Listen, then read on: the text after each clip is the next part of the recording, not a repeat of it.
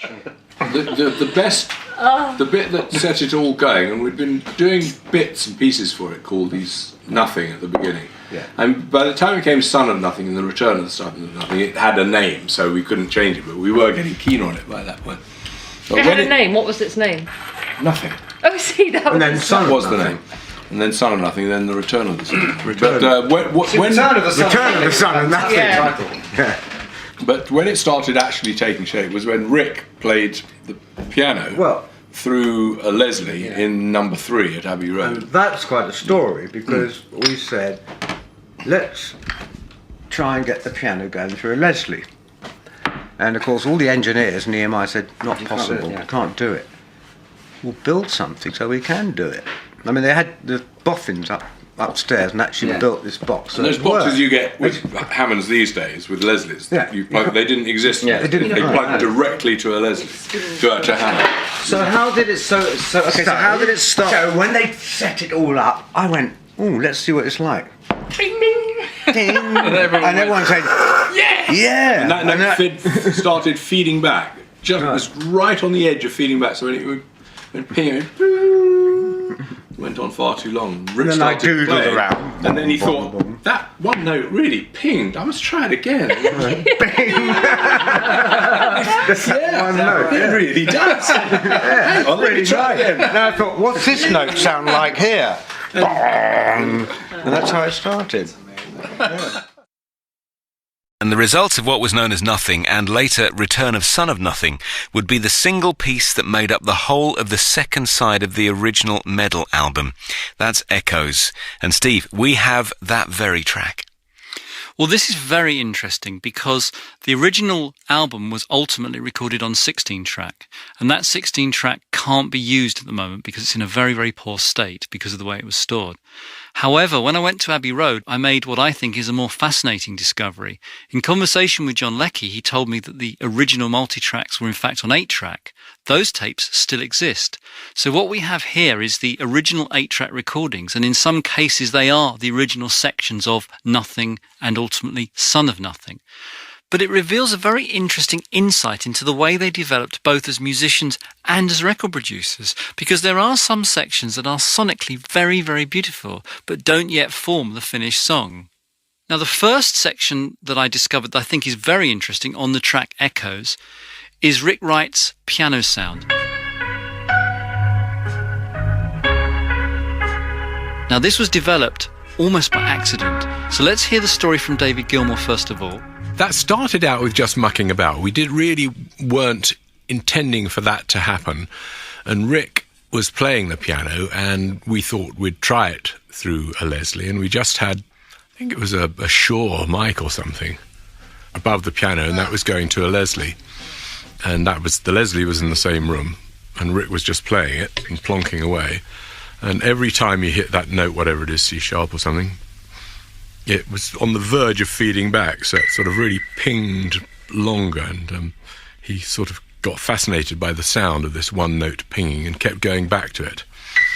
That is the beginning of Echoes. It edits on one of the chord changes where we went back to it later and tried to recreate the sound. Impossible, of course.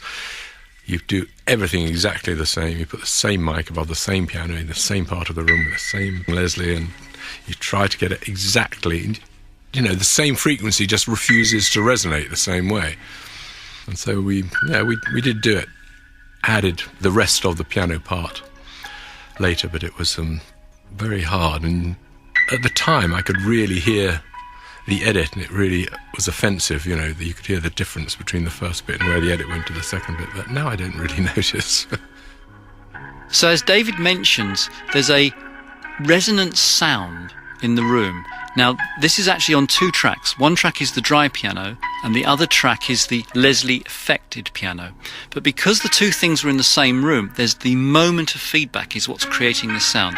So first of all, here's the clean piano sound.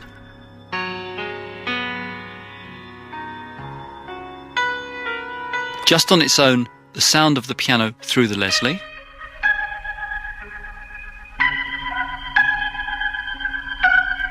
But the key is when you combine them together.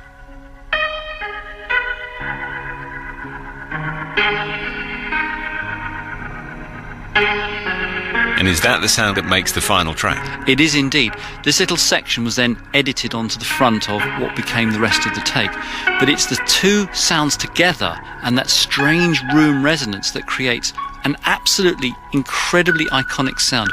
And yet the moment you now hear that single note, you absolutely know it's that track. One piano part is taking up 2 of the 8 tracks. Yes, 2 of the very valuable 8 tracks. That's very luxurious. Well, it's important to have that control. And all along, I think the plan was to transfer this to 16-track, giving them 8 additional tracks. The next thing I'd like to highlight on the main section that I've got is what is actually the backing track of the main piece of Echoes. So let's solo Nick's drums first of all. Now, these are recorded on 2 tracks.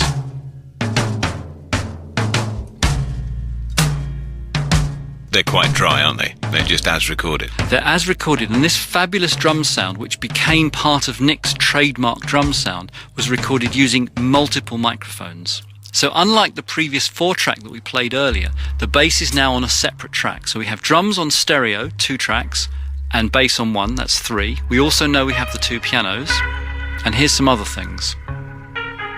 Here's David's guitar track.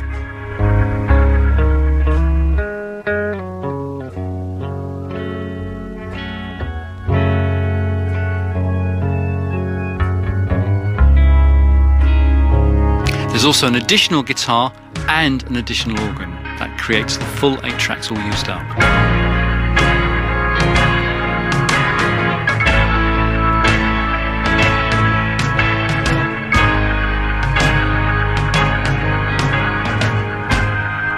But there sounds on the final record that there's more than 8 tracks of stuff going on there. Well, the next stage was to then dub these 8 tracks across to 16-track. And in fact, that's why they had to go to Air Studios, because Abbey Road didn't have a 16-track machine. Okay.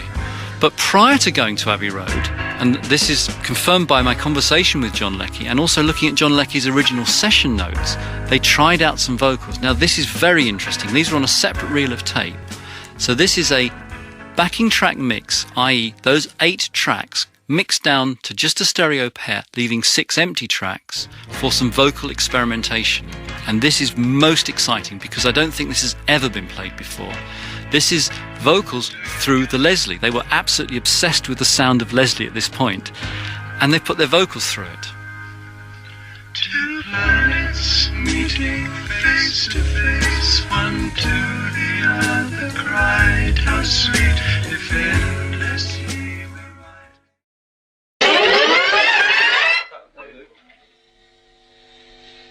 2, 3, 4. 2, 3, 4. Clouds every day you fall. 1, 3, 4. Clouds every day you fall. Albatross upon the air.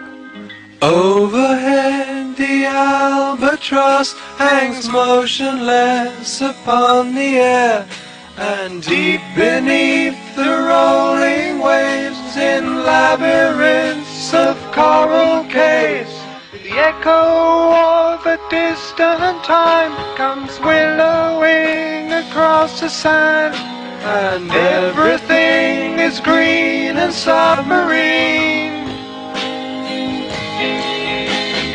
I went out in one place, didn't I? We'll listen to it.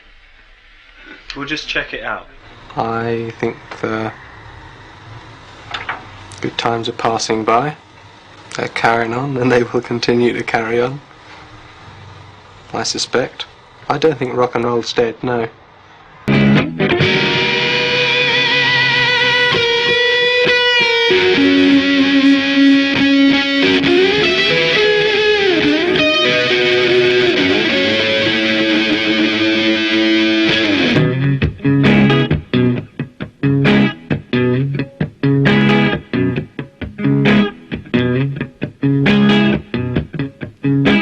Overhead the albatross hangs motionless upon the air, and deep beneath the rolling waves in labyrinths of coral caves, the echo of a distant time comes willowing across the sand, and everything is green and submarine.